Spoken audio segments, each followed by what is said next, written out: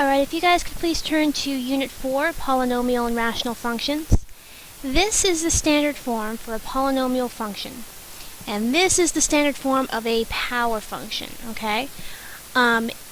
Polynomials, if hopefully you guys remember from algebra, these can be factored. If r is a zero of even multiplicity, what even multiplicity means that when you factor it, it has an even power.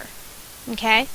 If r has even multiplicity, then the graph touches the x-axis at r, kind of like this here. If when you factor it, r has odd multiplicity, kind of like this,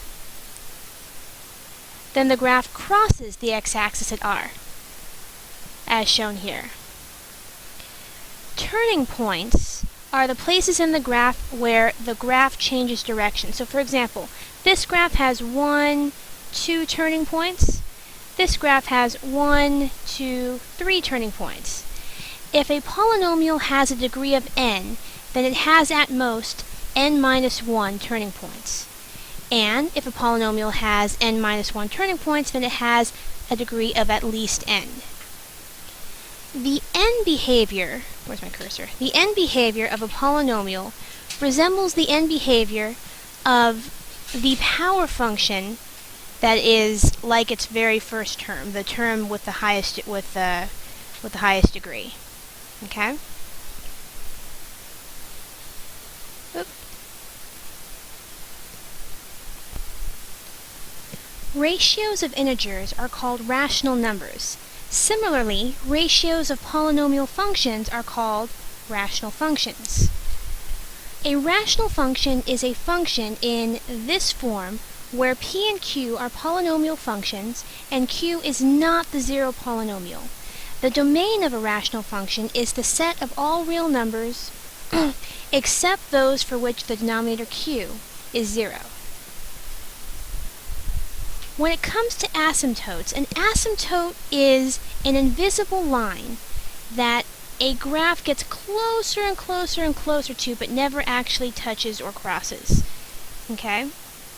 As you can see in this graph here, as x approaches negative infinity, the graph f of x gets closer and closer to this blue dotted line here.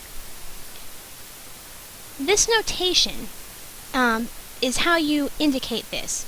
This says the limit as x approaches infinity of f of x equals L. The limit as x approaches negative infinity of f of x equals L. So in this case, the limit as x is approaching negative infinity, it's getting closer and closer to this line here. You could have the graph going the other way, and getting closer to this line or some other line. Okay? If, as x gets closer and closer to a particular number, the graph of f of x approaches infinity or negative infinity, you have a vertical asymptote. We will actually go over this in class. Okay, so let me know if it's confusing. I will give you guys more examples in class. If you are trying to find a vertical asymptote, what you want to do is you want to first reduce the rational expression into lowest terms. Excuse me. Then you want to factor the denominator and solve for the zeros of the denominator. Okay? Any zeros are potential vertical asymptotes. So you'll then want to graph it, preferably on a graphing calculator, to see which zeros are asymptotes. Okay? Vertical and oblique asymptotes are a little bit different. Oblique means slanted.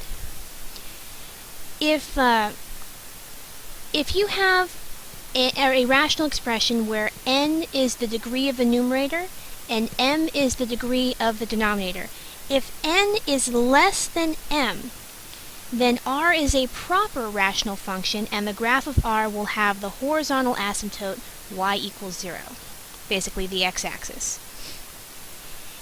If n is equal to m, the quotient obtained will be the number a sub n over b sub m. And the line y equals this fraction is the horizontal asymptote. Remember, a sub n is the leading coefficient of the numerator, as shown up here. Oh, where did I put it? As shown up here. And a sub m is the leading coefficient of the denominator. If n equals m plus 1, the quotient obtained is of the form ax plus b, a polynomial of degree 1, and the line y equals ax plus b is an oblique asymptote. If n is greater than or equal to m plus 2, then the quotient obtained is a polynomial of degree 2 or higher, and r has neither a horizontal nor an oblique asymptote. Okay? In this case, the graph of r will behave kind of like the graph of the quotient.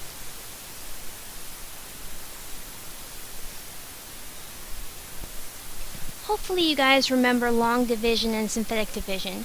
When you divide two polynomials, you end up with something that looks like this. Some polynomial plus the remainder over whatever you were dividing into.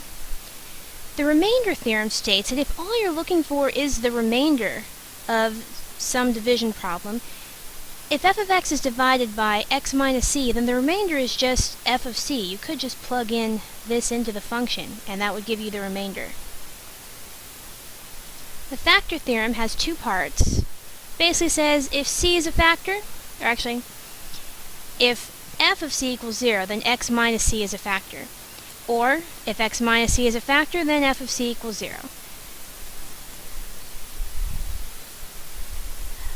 The number of real zeros, a polynomial function of degree n, where n is greater than or equal to 1, it's going to have at most n real zeros.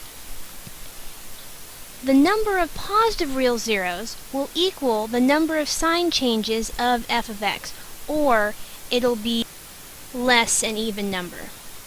The number of negative real zeros is going to be equal to the number of sign changes of f of negative x, or once again, less an even integer. Alright. The rational zeros theorem states that, given a certain polynomial, if p over q in lowest terms is a rational zero of f, then p must be a factor of a sub n, and q must be a factor of... Sorry, mistake here. Let me fix it.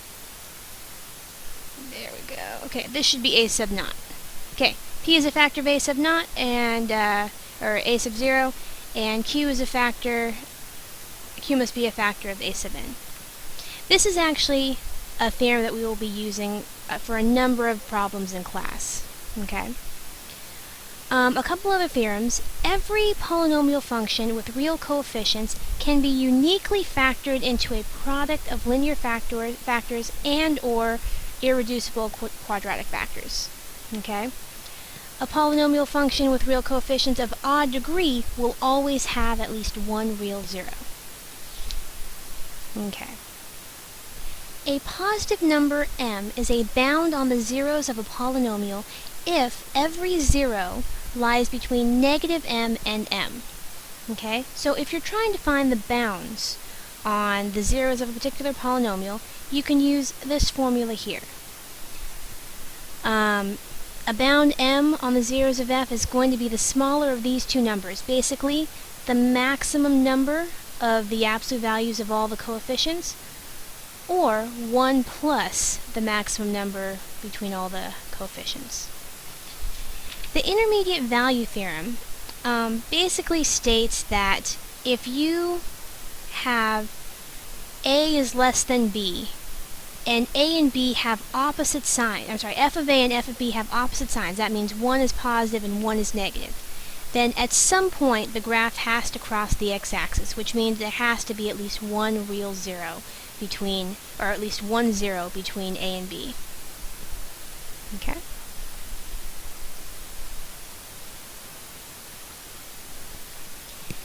A complex polynomial function looks pretty much the same as a regular polynomial function. The fundamental theorem of algebra states that every complex polynomial function f of x of degree n is greater than or equal to 1 has at least one complex zero. Where'd my cursor go? There it is. Every complex polynomial function f of x of degree n is greater than or equal to 1 can be factored into n linear factors, not necessarily distinct, of the form, here it is. So basically, this can be factored into n factors. Okay? A sub n, R1, R2, all the way to Rn are all complex numbers, and some of these factors may repeat. The conjugate pairs theorem states that if R equals A plus BI is a 0 of f, then R equals A minus BI is also a 0 of f. And once again, if polynomial f has odd degree, then there is at least one real 0. And that's all for Unit 4.